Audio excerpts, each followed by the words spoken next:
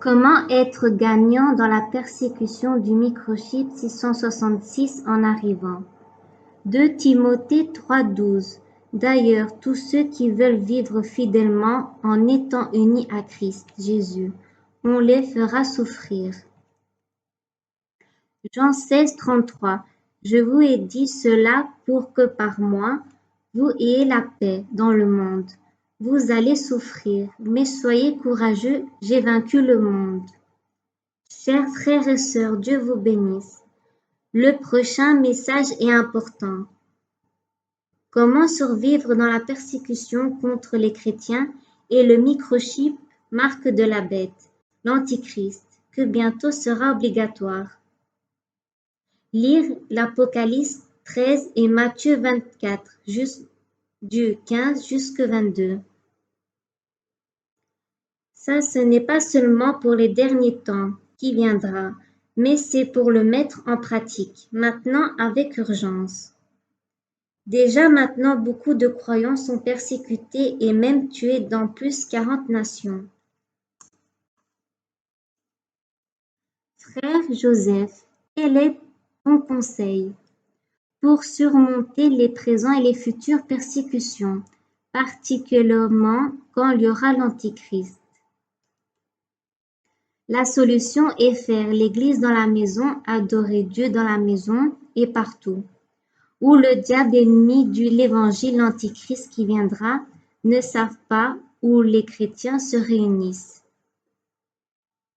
Il y aura des faux croyants, un Judas, qui peuvent te trahir et dira à l'ennemi où tu te caches. Faire attention, c'est des faux croyants demi-cœur. Que signifie l'Église dans la maison?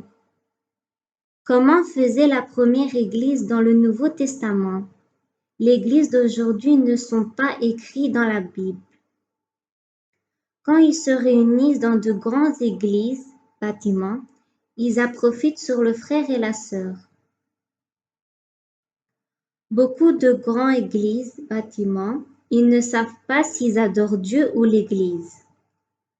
Beaucoup de croyants sans Église n'arrivent pas à prier ou même à ne rien faire. Mais on ne les voit jamais dans la rue comme les disciples quand ils évangélisaient. C'est pas la faute des croyants, mais des faux prophètes et faux pasteurs. C'est pas tous ces pasteurs qui font l'école biblique ou qui reçoivent un diplôme que c'est des pasteurs. Un vrai pasteur, c'est quand il donne toute sa vie à Jésus et qui gagne des âmes perdues. Et pas le pasteur mercenaire qui cherche l'argent et qui prêche seulement à l'intérieur du bâtiment. Ça, c'est un pharisien. On doit faire comme Jésus, aller dans la rue, aller dans des maisons. L'évangile, c'est pour chercher les moutons perdus. Jésus dit, Matthieu 10, allez vers les moutons perdus. Pourquoi l'église dans la maison est mieux que l'église du dimanche? Tout d'abord, dans le Nouveau Testament, on le voit 1 Corinthiens 16, 19 et Romains 16, 5. Ils se réunissent dans la maison. L'église n'est pas une écriture à l'extérieur du bâtiment que c'est écrit maison de Dieu. Ça, c'est une fausse doctrine. Maison de Dieu, 1 Corinthiens 3, 16. Vous êtes le temple de Dieu et l'Esprit de Dieu habite en vous. Vous ne savez donc pas cela?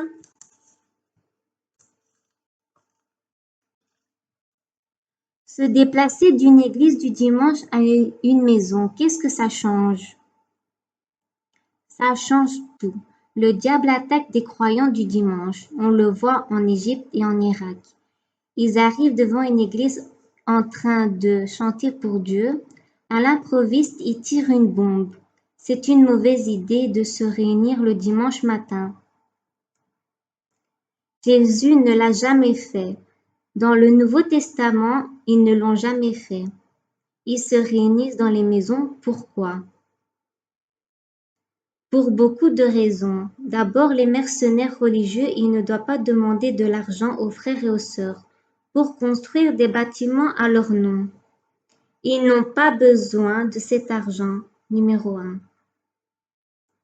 Puis l'église du dimanche sont construites par le gouvernement, donc ils sont corrompus, parce que sinon ils ne donnent pas de taxes. Ça, c'est l'évangile du pharisien. Jésus, il n'allait pas dans l'empereur romain pour demander de l'argent ou pour construire un bâtiment. Dans l'Ancien Testament, c'était interdit de construire un temple pour adorer Dieu, mais seulement le lieu que Dieu te dit.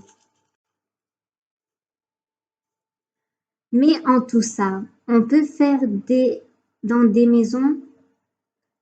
Oui, bien sûr. Même dans les maisons, la première église était persécutée et même tuée. Il n'y a pas de différence. Parce qu'un bâtiment religieux du dimanche matin, ils peuvent tous les prendre, ou presque tous. Mais dans les maisons, déjà, ils ne savent pas laquelle qui se réunissent. Mais quand il y a la persécution, ils se trouvent dans chaque maison. Mais s'il y a un Judas au milieu des vrais frères et sœurs, on doit changer à chaque fois de maison ou de lieu. Quand il y aura un contrôle, il n'y aura plus personne. La police peut arrêter 1, 3, 5 personnes, c'est un exemple, mais pas toute l'église. Mais se réunir tous les dimanches matins qu'il y a 300-500 personnes, c'est contre l'écriture. Aujourd'hui, le christianisme se confie à la politique. L'Antichrist contrôlera la politique. Il ne donnera pas la liberté. Par exemple, en Russie, il donne la liberté aux religions, mais en réalité, il ne la donne pas. L'Antichrist va enlever tout ça. L'Église non enregistrée sera dehors de la loi. On doit retourner dans des catacombes, des grottes, pour se cacher. Je vois qu'il y a beaucoup d'avantages pour organiser l'Église dans la maison.